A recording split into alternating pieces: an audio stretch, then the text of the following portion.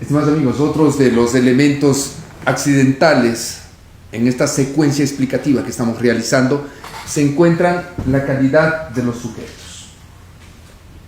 La calidad de los sujetos se refiere a que en determinados casos el legislador ha previsto o ha establecido de que un tipo penal solo puede cometerle una determinada persona por una cierta calidad, por una cierta función. Hay tipos penales que limitan y restringen el ejercicio o la puesta en marcha de la conducta o del núcleo del verbo rector para materializar la infracción. Es decir, que estos sujetos están descritos de manera perfecta y delimitada dentro del tipo penal, dentro del contenido legal. Así, hay tipos penales que se refieren al servidor público, siendo el único que puede violar el orden jurídico en una determinada norma en cierto o específico presupuesto penal. En ocasiones, el legislador le interesa dirigir un tipo penal para esta persona en singular, sea esto un servidor público, un médico, un arquitecto, un abogado, etc., o el padre. Así como en ocasiones le interesa la calidad del sujeto activo, también son otras que le interesa el sujeto pasivo, también aquella calidad, ya que en ciertas circunstancias solo a un tipo de personas se les quiere proteger. Por ejemplo, en los delitos cometidos contra la administración de justicia, donde se requiere una calidad de sujeto pasivo. Por lo tanto, si no se tiene esa calidad, no se estará cometiendo ese delito en particular. En consecuencia, este elemento da la cualificación o da la relevancia de la conducta jurídicamente perseguida. Otro de los elementos que encontramos es la calidad del objeto material. Como ya se había dicho, el objeto material es lo corpóreo, este elemento corpóreo sobre el cual va a recaer la conducta ejecutada por el sujeto activo. En ocasiones se refiere a objetos específicos, pues la ley penal. Por ejemplo, en el robo, el apoderamiento tiene que ser de cosa mueble ajena. Esta cosa da la calidad del objeto material, entendiéndose por mueble aquello que puede moverse o trasladarse de un lugar a otro. En el caso del abigeato, por ejemplo, uno de los tipos penales en el caso ecuatoriano, se requiere la calidad de objeto material referente a una clase de animales denominados ganado, sea este caballar, vacuno, porcino, lanar. Si no tiene esta calidad, puede ser cualquier otro tipo de infracción, pero menos abigeato. Es por esa calidad del objeto material. Por lo tanto, si se apodera de perros, gatos, cuyes, no se estaría cometiendo el delito de abigeato, según la descripción específica del catálogo penal, porque tiene una calidad distinta a la que ha dicho de ganado. Si no cae dentro de esa calidad, no se estaría cometiendo este delito ejemplificado de abigeato. Son circunstancias muy específicas que hay que tomar en cuenta para describir o encasillar y entender, comprender el tipo penal. Caso contrario, usted puede estar frente a otra figura, menos a la que pretende dirigir la intención. Otro de los elementos es la cantidad de los sujetos.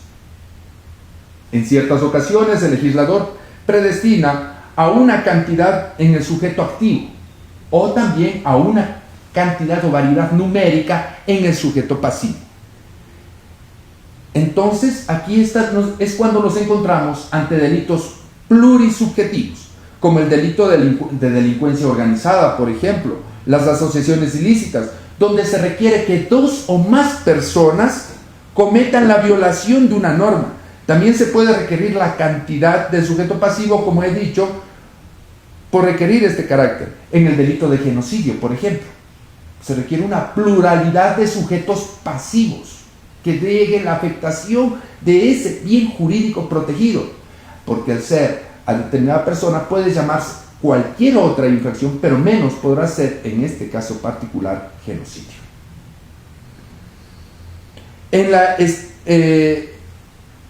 Así también encontramos otro de los elementos, la cantidad del objeto material. Pues en ciertas ocasiones el presupuesto penal indica de que no es suficiente que se afecte a un solo objeto material.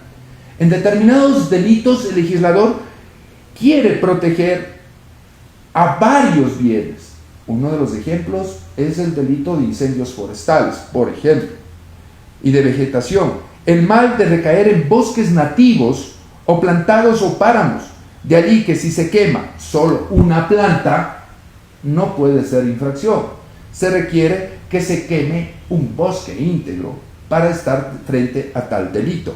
Si falta un elemento especial, puede variar la tipicidad o puede generar atipicidad absoluta, es decir, que la conducta no esté remarcada dentro del catálogo penal.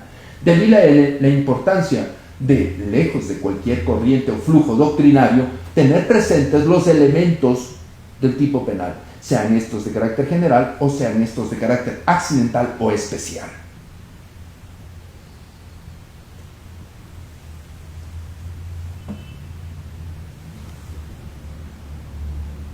Pues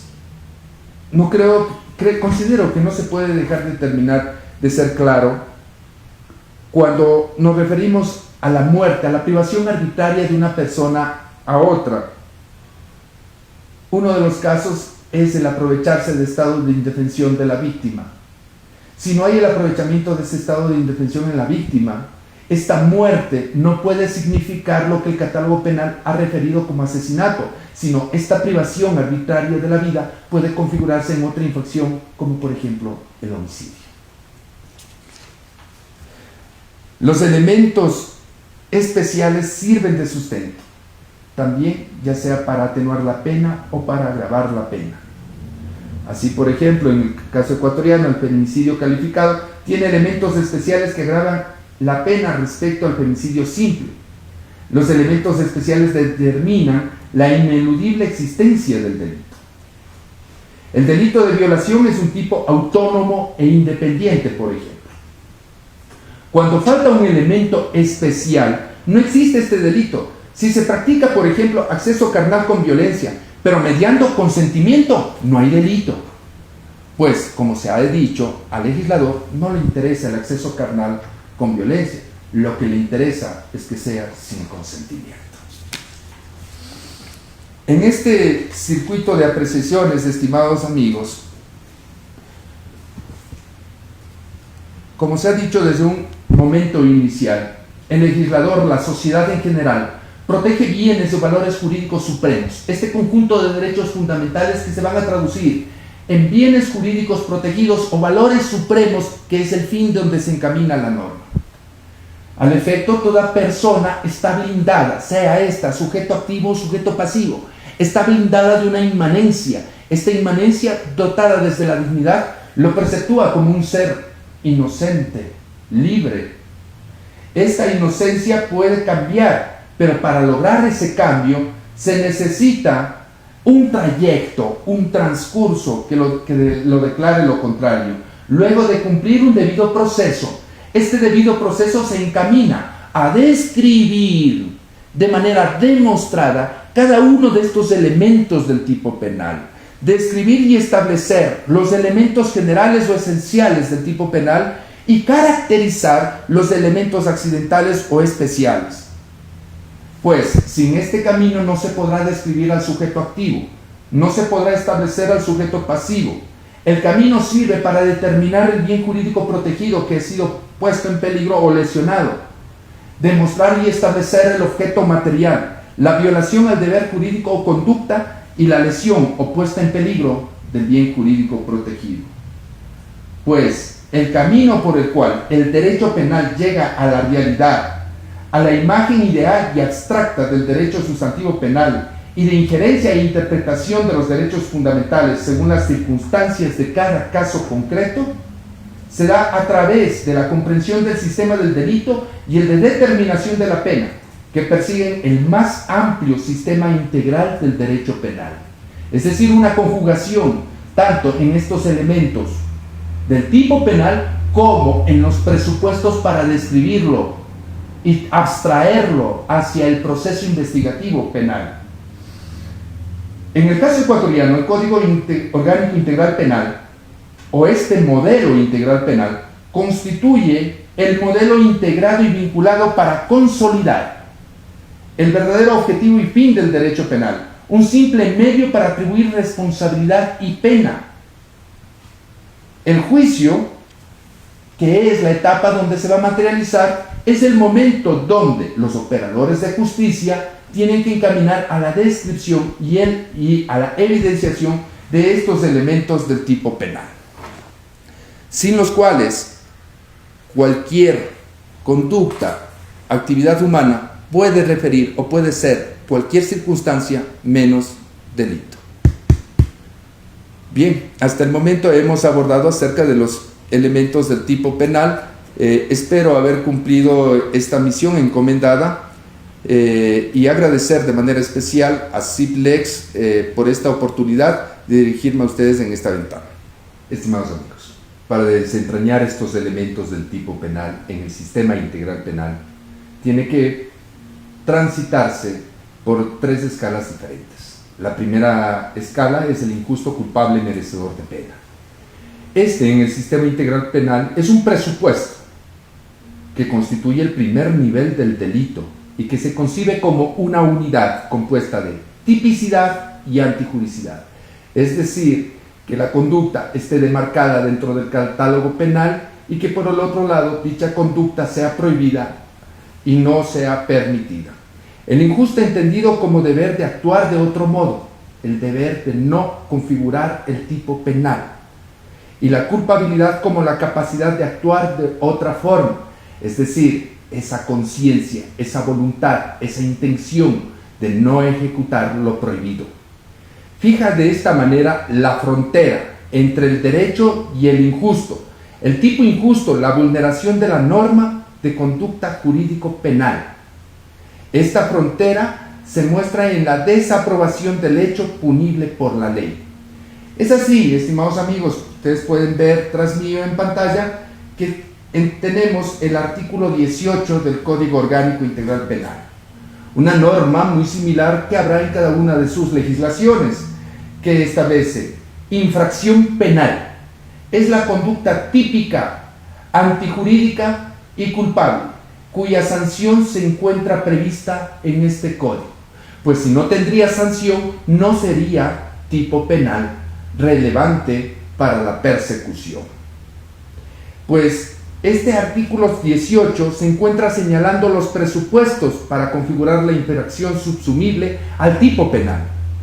De allí que, cuando esto se pone en muestra en evidencia pragmática, a quien corresponda juzgar debe analizar si la acción o omisión es penalmente relevante, si está compuesta de esta tipicidad y antijuricidad, si el deber de actuar de otro modo ha sido incumplido y si existe la capacidad de no configurar tal tipo penal en el sujeto activo, el señalado como sujeto activo de la infracción. Y que si esto es penalmente, y para hacer esto penalmente relevante dentro del sistema integral penal, se establece dentro del artículo 22 que lo señalo en este momento, cuando dice: son penalmente relevantes las acciones u omisiones que ponen en peligro o producen resultados lesivos, pero no solamente se requiere de que sean lesivos, que sean afectables, sino que además sean descriptibles y demostrables.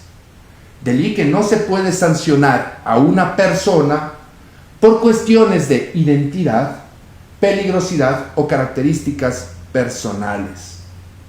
Esta descripción de lo lesivo y esta demostración es lo que va a conllevar a una conclusión fáctica, a la recreación y el establecimiento al intelecto social de que algo, una conducta, la configuración de una infracción debe ser sancionada porque han concurrido los elementos del tipo penal, porque están en juego tanto el sujeto activo, descrito perfectamente, el sujeto pasivo, individualizado de manera real, y el bien jurídico protegido, evidenciado con un objeto material y una violación del deber jurídico o conducta, la lesión o puesta en peligro de este bien jurídico protegido.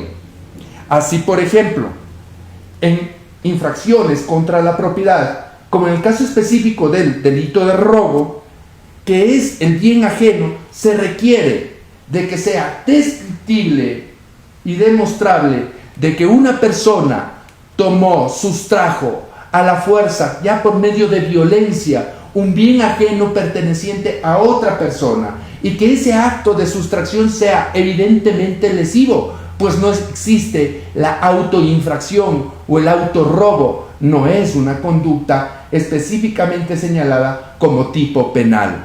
En consecuencia, el bien jurídico no se amplifica cuando el lesionado es el propio causante del mal.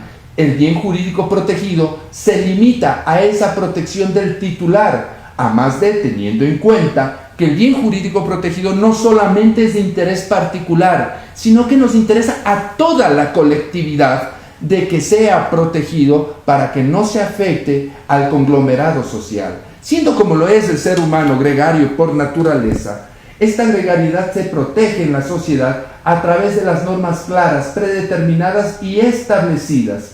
De allí la relevancia de estos elementos del tipo penal que van a configurar lo descriptible y lo demostrable. Por otro lado, estos elementos descriptibles y demostrables que han producido resultados lesivos tienen que estar dotados de tipicidad. En el caso ecuatoriano, el artículo 25 establece en el sistema integral penal que los tipos penales describen los elementos de las conductas penalmente relevantes. No puede entonces haber descripción jurisprudencial de una conducta penalmente relevante. La descripción de la conducta penalmente relevante está demarcada por el consenso social a través del legislador. El legislador es el único llamado a identificar el sujeto activo, sea general o sea calificado. Es el único llamado a configurar quién es el sujeto pasivo, a quién va a establecer esta protección especial. No puede en un momento dado quien juzgue, el juzgador, establecer un elemento fuera de los demarcados en el tipo penal. Así, por ejemplo, se había establecido como un elemento accidental de que puede configurar asesinato la persona que, a sabiendas, con ese elemento subjetivo, a sabiendas, que no tiene que ser confundido con el elemento subjetivo del dolo, sino que a sabiendas de que la víctima es su hermano, perpetra el delito de asesinato. Por ejemplo, en este momento el tipo penal describe los elementos de la conducta y está descrito como sujeto activo alguien que es procreado por el mismo progenitor de la víctima, sujeto pasivo, están delimitados, y el elemento que lo diferencia de otro delito como el homicidio es a sabiendas, porque si una persona priva del derecho de la vida a su hermano sin saber que es su hermano, podrá estar perpetrando otra infracción menos la infracción cualificada como asesinato en el caso de la persona que a sabiendas mate a su hermano. Por lo tanto, el bien jurídico no se amplifica la protección hacia otras circunstancias, sino que se circunscribe estrictamente en estos elementos descritos por la conducta penalmente relevante, como lo señala en el caso ecuatoriano el artículo 25. Pues el tipo penal, estimados amigos, a la vez que concreta y define el delito, determinándolo con nitidez y claridad, tiene un rol garantista a la vez. Está íntimamente ligado a esa protección de derechos fundamentales. Pues al calificar de antemano las conductas delictivas, recuérdese, no puede haber infracción si no está esta tipificada con antelación. Pues nadie puede ser punido sino por la realización de un comportamiento que ya estaba de antemano determinado en una ley previa. Pues se verifica esta adecuación en el enfoque integral del derecho penal o conformidad entre el evento histórico con los presupuestos que configuran la hipótesis legal del delito, que comunican los elementos de la conducta realizada. Para esto ser viable, cada elemento tiene que ser descrito. Más allá de cualquier categorización dogmática de tipicidad, los elementos que refleja el propio tipo penal tienen que ser descritos, evidenciados y demostrados de que se ocasionó esa lesividad. Así, por ejemplo, en el sistema integral penal, el artículo 141 del Código Orgánico Integral Penal establece que la persona que como resultado de relaciones de poder manifestadas en cualquier tipo de violencia dé muerte a una mujer por el hecho de serlo o por su condición de género, será sancionado con pena privativa de libertad. Estos elementos, sujeto activo cualquiera, cuando refiere la persona que, no ha dicho determinada persona, no ha dicho el cónyuge, no es calificado. Entonces al legislador le interesa proteger de la lesión que puede perpetrar cualquier individualidad. Descrito el primer elemento, sujeto activo. Segundo elemento, como resultado de relaciones de poder. Tiene que haber ese resultado y esa evidenciación que manifestadas en cualquier tipo de violencia. Las violencias pueden ser estas, ya sean sexuales, psicológicas o físicas, etc. De muerte a una mujer. Lo que le va a diferenciar de un asesinato, le va a diferenciar de un homicidio, es que este elemento de relaciones de poder manifestadas en cualquier tipo de violencia, de muerte a un sujeto pasivo determinado, una mujer, pues no puede haber esta infracción si es un hombre, pues se refiere estrictamente a una mujer por el hecho de ser o por su condición de género. Ahí está reflejando el objeto material, la violación del deber jurídico o conducta y la lesión o puesta en peligro del bien jurídico protegido. Ahí es que es sancionada con una pena privativa de libertad que señala de manera específica el catálogo penal. Y para señalar este catálogo penal tiene que surgir una adecuación típica, la cual sucede exclusivamente cuando el comportamiento atribuible a un agente, a una individualidad humana determinada, recuérdese como ya se dijo con antelación, pues los actos o hechos perpetrados por animales o seres no humanos no está concebido dentro de nuestro derecho positivo como infracción penal. Cuando estos actos perpetrados por un ser humano se subsumen perfectamente a todos y cada uno de los elementos previstos en el texto legal, se llega a verificar que lo realizado, el hecho histórico, comunique los elementos del tipo penal, pues cada acto humano se refleja en un evento irrepetible. Este evento irrepetible requiere caracterización.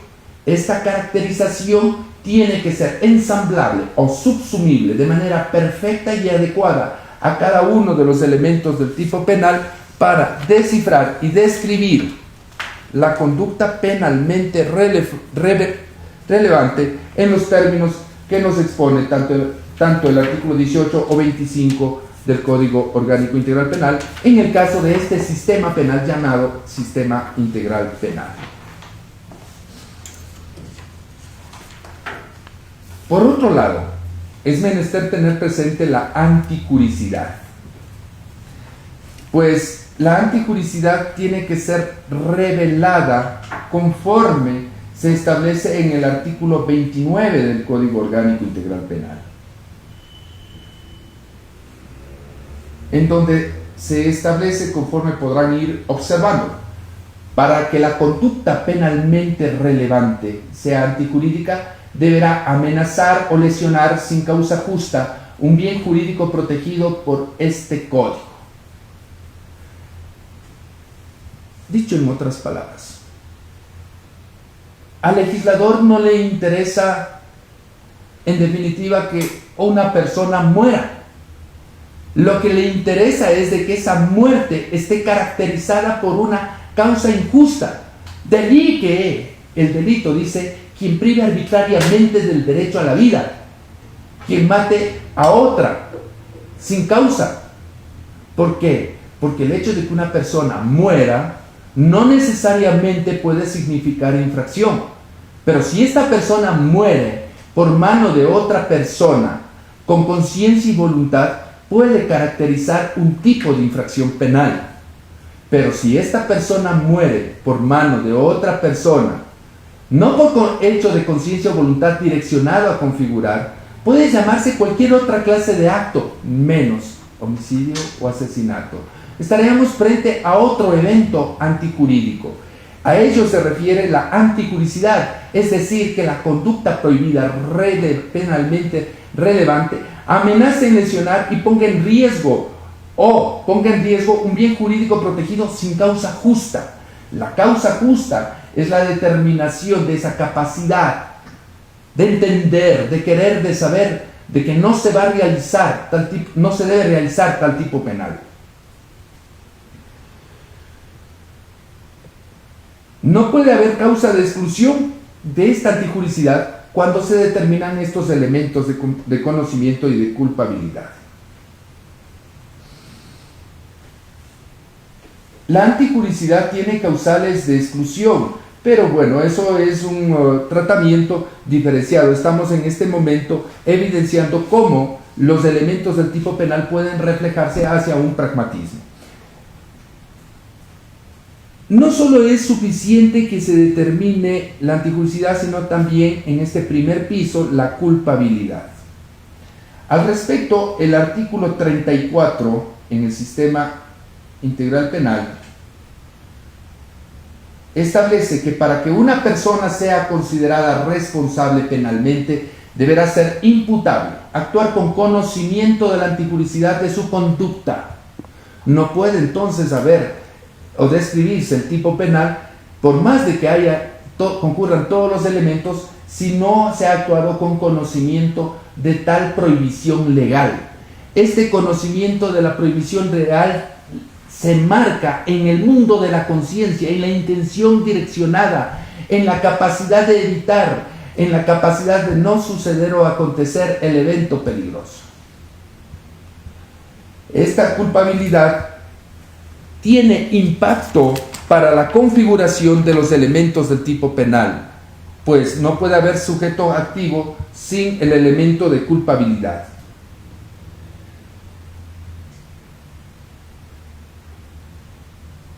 La necesidad de la pena del injusto culpable es el segundo nivel del delito. El injusto culpable merecedor de pena, a la vez que está demarcado por las características o los elementos del tipo penal, a la vez tiene que estar acompañado con una sanción o una necesidad que justifique la pena. Se concibe unitariamente y designa desde consideraciones eminentemente previstas en el ámbito de lo punible, desde un enfoque jurídico penal, esto es, el tipo de delito,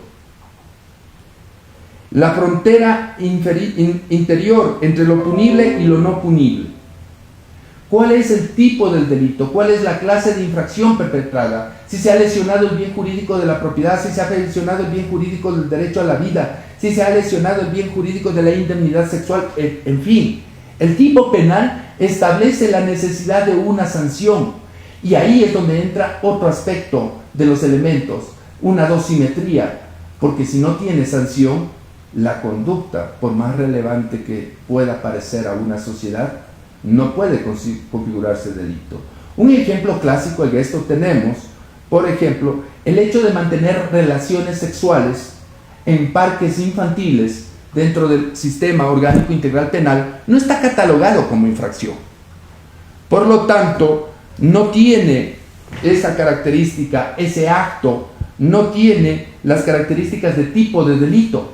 Puede ser socialmente reprochable, puede ser sancionable moralmente, pero al no tener ese hecho, el elemento merecedor de la pena, no puede estar configurando dentro de los elementos y características del tipo penal. Otro de los elementos tenemos, por ejemplo, de los ejemplos tenemos, por ejemplo, el hecho de sustraer restos de los cementerios, restos humanos, cadáveres de los cementerios, la profanación de tumbas. En el sistema orgánico integral penal, esta conducta, este hecho humano, no está reflejado como infracción. Por lo tanto, no es un hecho, no es un injusto culpable merecedor de pena. Puede ser sancionable, desquiciable, reprochable, pero dentro de las características del sistema integral penal no constituye infracción.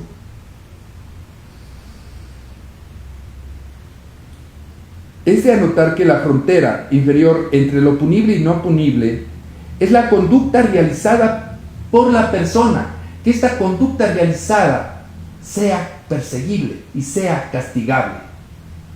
Es así que, como ya se ha dicho anteriormente, si uno se pone en un momento de revisión del catálogo penal, podrá encontrar muchas infracciones.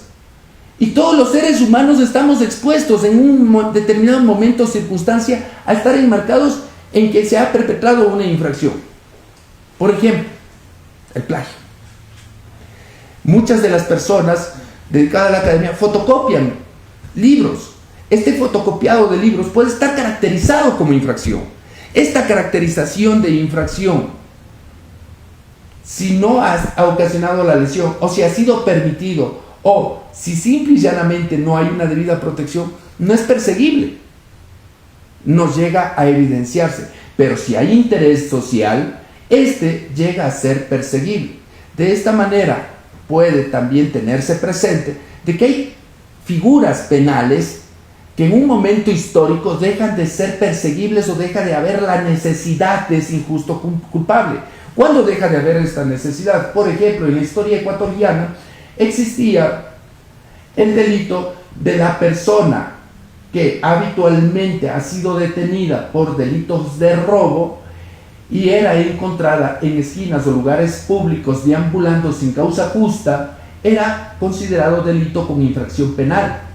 Esta situación o estado predelictual, en un momento social de la historia, dejó de ser requerible y por lo tanto dejó de tener la necesidad de la pena de ese injusto culpable.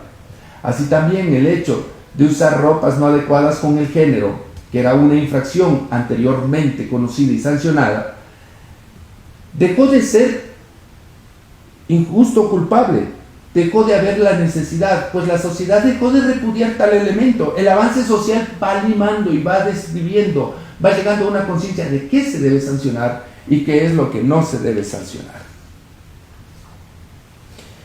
Otro de los elementos es el juicio de antijuricidad. ¿A qué se refiere este juicio de antijuricidad?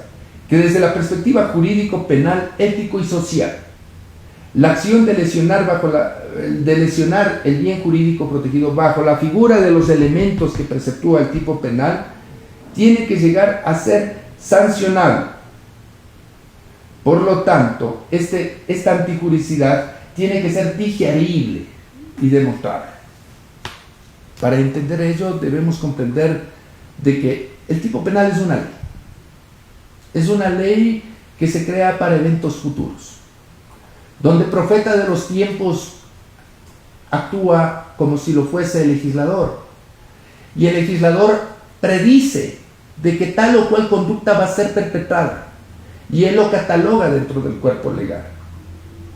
Estos elementos que le coloca dentro de la norma y que hoy lo conocemos o lo traducimos como tipo penal, para realizar este juicio de antijuricidad, tiene que ser entendida por lo menos desde una tridimensión axiológica, normológica y valorativa. La axiológica se refiere a los elementos externos, a los elementos sociales que influyen, a los elementos generales, ya sean estos culturales, dentro de la sociedad, que establecen que es necesario describir estos elementos del tipo penal y que es menester limitar la actuación humana. Esta limitación de la actuación humana justificando con la sanción de una pena. Axiológicamente lo comprende el colectivo social. No hay delincuente entonces, no hay persona que infrinja la ley sin saber las consecuencias de sus actos. La persona que vive en el delinquir conoce y comprende que su acto tiene un efecto y este efecto es el resultado de una sanción. Conoce y comprende que la configuración de cada uno de estos elementos se materializa y juega el riesgo a su cuenta. Cuando la sociedad despierta, detiene y limita ese proceder. Estos elementos son de carácter netamente axiológicos. Otro de los elementos es lo normológico. ¿Qué va a ser lo normológico? Pues la norma, siendo la ley un reparto de atribuciones y prohibiciones establecidas y delimitadas por el juzgador. Este reparto de atribuciones y de prohibiciones establecidos a través del tipo penal tiene que estar perfectamente delimitado. No puede ser infracción si no se delimitan este conjunto de actos. Al abrir al azar el Código Orgánico Integral Penal, encuentro el artículo 280 y los repartos normológicamente van a actuar en este momento. Atención cuando dice lo siguiente: las o los servidores públicos y las personas que actúen en virtud de una potestad estatal en alguna de las instituciones del Estado enumeradas en la Constitución de la República. Normológicamente, el legislador ha establecido un primer piso de elemento, un sujeto activo calificado. Axiológicamente, la sociedad busca de que las personas que estén en el desempeño de una función pública sean el reflejo y el ejemplo de la máxima honestidad y cumplimiento y cuidado de los bienes supremos del Estado. Entonces, hay esta conjugación normológica y axiológica. Por otro lado, continúa la norma diciendo que reciban o acepten por sí o por interpuesta persona beneficio económico indebido de otra clase para sí o un tercero, sea para hacer, omitir, agilitar, retardar o condicionar cuestiones relativas a sus funciones, serán sancionados con pena privativa de libertad de 1 a 3 años. Encontramos aquí que el sujeto pasivo lo pone a la sociedad, al Estado en sí. Lo pone a la sociedad, al Estado en sí. Y esta sociedad y este Estado quiere que esta materialización de recibir por sí o por interpuesta persona o aceptar beneficio económico, ese objeto material sea perseguido, y la violación del deber jurídico o conducta es hacer, omitir, agilitar, retardar o condicionar cuestiones relativas a sus funciones, y la lesión está allí en esa falta de honestidad con el erario público. Este es el factor normológico donde dice que la pena privativa de libertad será de 1 a 3 años. La necesidad de establecer este juicio, esta valoración jurídico-penal ética, la necesidad de este impulso culpable y de esta pena. Este aspecto normológico tiene que ser conjugado también con un aspecto valorativo. ¿Cuál es el aspecto valorativo? El aspecto valorativo o sustentado en un principio o en un fin, en un bien jurídico mayor y supremo, puede ser reflejado en un derecho fundamental. El derecho fundamental de la sociedad a la transparencia, por ejemplo, en el caso de cohecho. El derecho fundamental a la eficiencia de la administración pública, en el caso ejemplificado hace un segundo. Este factor valorativo da pues este justificativo de la sanción de la pena, pero ojo, no termina la cuestión allí. Es decir, que el fin del derecho penal no es solamente el establecimiento de la pena a través de la descripción de los elementos del tipo, sino que su amplificación llega al factor víctima, la reparación integral de esta, y los bienes jurídicos se empiezan a amplificar hacia la extensión del concepto de víctima. Y víctima no solamente puede ser la persona que directamente o evidentemente se percibe como receptora del daño, pues también amplifica el sistema orgánico integral penal a sus parientes, ascendientes, descendientes, cónyuges, hermanos, representantes legales de personas jurídicas, en fin. Ya pues recuerdo también de que el concepto de víctima se encuentra muy ampliado. La misma Corte Interamericana de Derechos Humanos, por ejemplo, en el caso Jenny Lacayo, determina que el concepto de víctima no solo puede diferenciarse o distinguirse en una individualidad humana. Es decir, estos elementos valorativos van a intensificar si la necesidad social está de acuerdo de que la pena sea establecida de 1 a 3 años, o la dimensión social cambia de visión su valor, y a esta dosimetría del castigo, de la sanción, de la pena, lo eleva o lo jerarquiza o lo disminuye. Bien puede ser de que la sociedad llegue a un momento dado en donde determine de que ese juicio de valoración de pena dentro de los elementos del tipo penal, por la clase del delito, por la caracterización de los elementos del mismo, pueda merecer una dosis mayor de sanción o una dosis menor de la misma. Visto desde este aspecto, el sistema integral penal en consecuencia se maneja trialísticamente, desde los factores axiológicos, normológicos y valorativos. Por otro lado, tenemos un tercer nivel del delito para ir desentrañando este contexto. Es la punibilidad del injusto culpable. Desde la cobertura del derecho integral penal, aquí se encuentran las causas, condiciones objetivas de punibilidad o de la pena, o causas de levantamiento de la pena, o bien intereses extrapenales.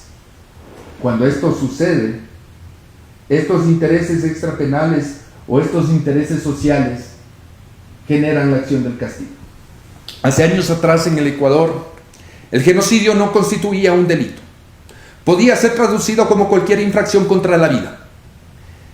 Así también, hace años atrás, el femicidio tampoco era descrito dentro del catálogo penal. Al no ser descrito dentro del catálogo penal el femicidio, podía ser descrita o ensamblable en cualquier imaginación del legislador que haya configurado en los tipos penales. Se podía sancionar como un asesinato o a veces quedaba como un homicidio. Las penas eran variantes. En unos casos 16 años, en otros 16 a 25 años. Más en el presente se configuró el femicidio. Y ahí es donde está una situación extrapenal, una necesidad de exigencia social. Pues fue necesario una lucha, un abanderamiento de una clase de género que abarcó hacia la conciencia legislativa, y ese movimiento axiológico social configuró la necesidad de tipificar y de establecer. Muchos llamarán a esto un esquema de populismo jurídico penal, pero lejos de las corrientes doctrinarias, lo cierto es que está dentro del orden jurídico penal y que contiene elementos, y estos elementos generan la necesidad de despejar los tres pisos que se establecen para perseguir un acto típico antijurídico y culpable. El juicio de antijuricidad, la punibilidad del injusto culpable, la dimensión hacia dónde tiene que amplificarse la sociedad.